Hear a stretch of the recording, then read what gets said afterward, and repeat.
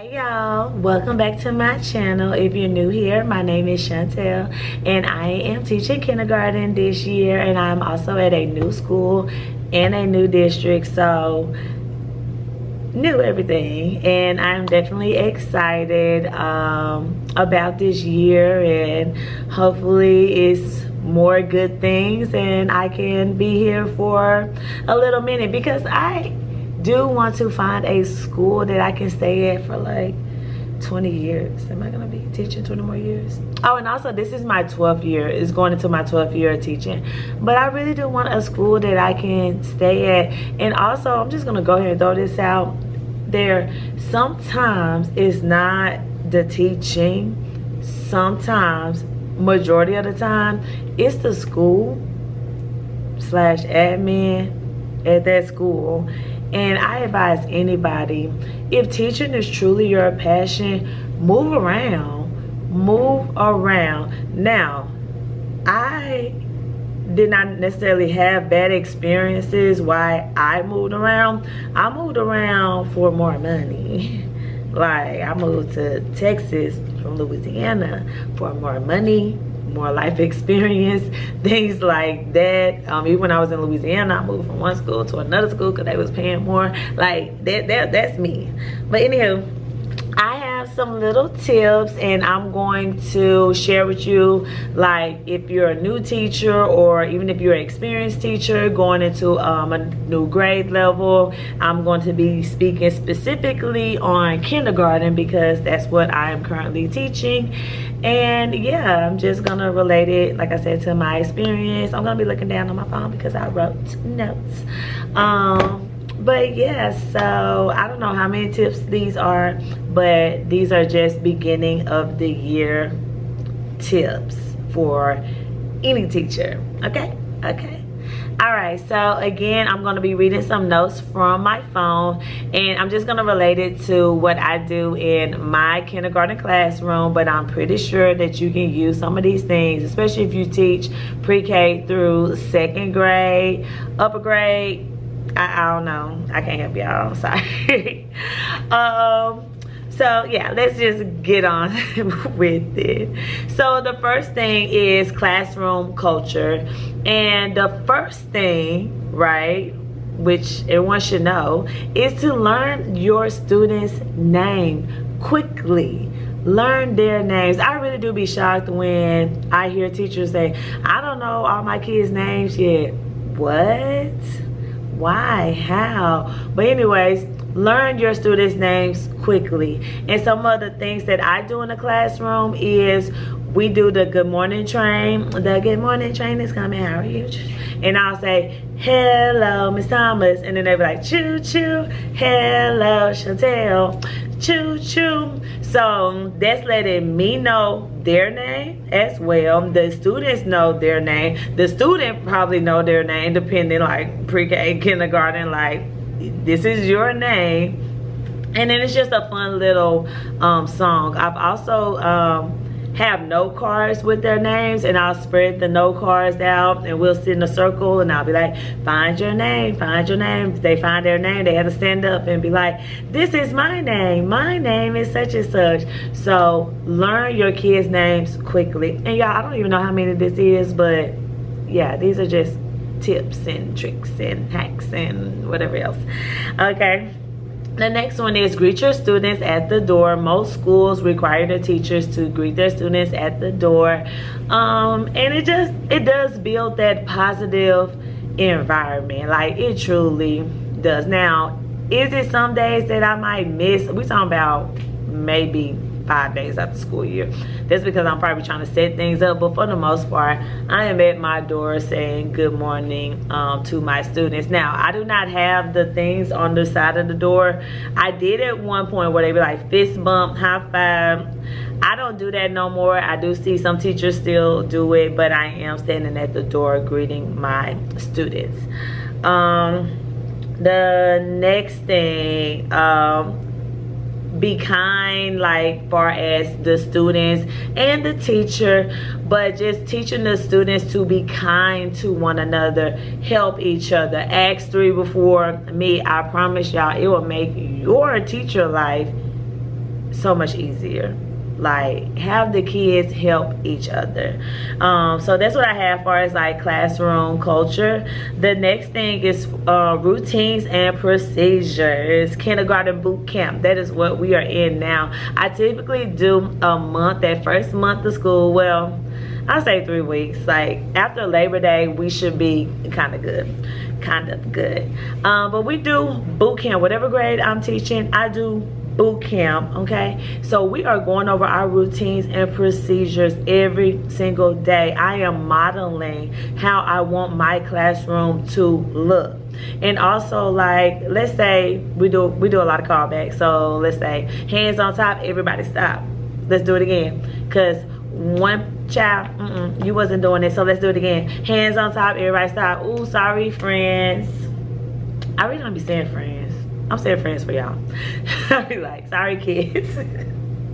But sorry friends, then, you know, such and such wasn't doing it, so we have to do it again. Hands on top, everybody stop. Hands on top, everybody stop, y'all, because I want everyone to be 100%. Like in my class, when it comes to routines and procedures, we are 100% every single time. So please, again, it will make your teaching life so much easier. Go over those routines and procedures. Another thing, these kindergartners, pre-Kers, even some first graders, their attention span is short. Keep it short and simple. And last thing, as far as routines and procedures, use visuals. Show them how you want them to stand in the line, sit on the rug, and things like that. We did our classroom rules and agreements together, so you know they can always refer to that as well. So definitely have visuals in the lower grades, because they are just learning to read. So pictures, of course, in the lower grade. Let's see what else, other tips I have. Oh, songs and chants, of course. If you're in lower grades, most of the time we're doing songs and chants, but I love me a good chant. Love it. Also, brain breaks. You may need a break, they need a break. You know, if adults need 2 15s in an hour or 30, however it is in the corporate world, y'all don't think kids need a break? Children need a break. Going to specials is not a break. They're still doing things. It's not a break. Even for recess, it's not necessarily a break. They're running. They don't have a time to just kind of like, whoo. So I will put on a brain break. I will put on some soft music. Just say sit at your desk, talk quietly or whisper, put your heads down. And it's not for long, but it's kind of to just reset, regroup. Like during that time, I may be setting up their small group area, but it's just a time and a moment to woosah, like let's all reset. We've been going. It's now 12:30. Let's woosah. Okay, so that's that. And so that's, yeah, that. All right, the next thing is the behavior and expectations. I do hear a lot of teachers say this, and I use it as well. You know, you will say, I love the way Miss Thomas is standing in line. I love the way Chantel is sitting on the carpet. It works. Trust me. It truly does work. And also be consistent. Like, you cannot be lax. Like, you have to be on it, on them. Like, if somebody, you all lean back, stretch on the rug, get up. Like I said, 100% every time. This is not that time to lean back on the rug for a movie. That it ain't probably about to be that time to October, December. So you have to be consistent as well. It takes work from the teacher. You probably like, wish you can just sit down. All right, what we doing? This how the pencils are in the caddy. Let's do it again. All right, let's scoot chairs up. This is how we stack our chairs. My students, this is the second week of school for us. the way my students stack these chairs, I say it can only be 3 in a row. This is almost the end of the second week. If y'all can see the way my students stack the chairs, they know to dust off the chair and stack it up. Like, you just have to stay on it. Like, all right, we know it. We know. You can't be like, I'm gonna let it slide. They got 4 chairs today. Whatever did I say? 3 chairs. 3 chairs. You can't stack up. So that's that. And then of course just practice. Practice. And let's see. I think that's really it. I think some of these other things that I jotted down, like, was independence. Like, that goes to routines and procedures, like the ask 3 before me. That's teaching them independence, to ask a friend and things like that. And yeah, and just always end on a positive note. Like, even if you had a chair thrown at you, no, for real, I'm sorry, no, but even for real, this happens, right? This happens. Pencils thrown, markers thrown. Try to end on a positive note, because please remember, like, teaching is my passion and I love it. I love it real bad, which is why I came back to the classroom. However, I still know that this is my career or my job. Like, I'm not gonna let any job kill me. Like, all about peace. You know, you may have had moments, right, within the day, and that's what I know. I've just realized, like, these are just moments. That was a moment that child was throwing there. Was that the whole day? And even if it was, like, you're about to go home, woosah, take a bath, whatever, relax, watch your favorite show, do not let this job drain all your energy. Remember, you have a life. Try to focus on work-life balance. Like, leave, take off. Like, I got my calendar right here, because I'm ready to put in my off days. I use all my sick days. But seriously, like, I mean, if you want to win perfect attendance as a teacher, kudos to you. I love that for you. I truly do, but I don't want to win it. So, you know, once I put in these days, like Grandparents' Day, little fun stuff, you know, we're gonna have at school, I'm gonna see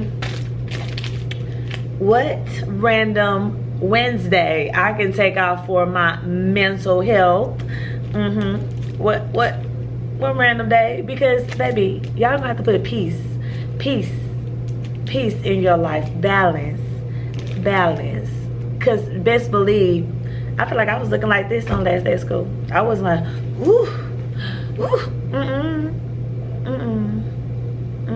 y'all have to keep your joy of your job, find peace, find that balance.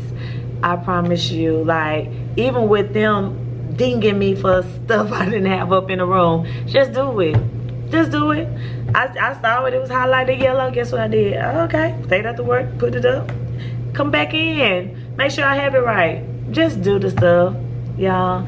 Make your life so much easier at work, so you can truly enjoy your career, your passion for teaching, and enjoy these kids. Like, y'all, we're gonna have fun this year. I'm gonna try to be consistent.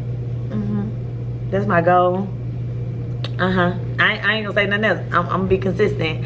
But anyways, I hope you all enjoy these beginning of the school year tips, hacks, tricks, whatever. If you liked it, press like. If you want more, press like, subscribe to my channel. But yeah, y'all, we got this. Until next time, bye y'all.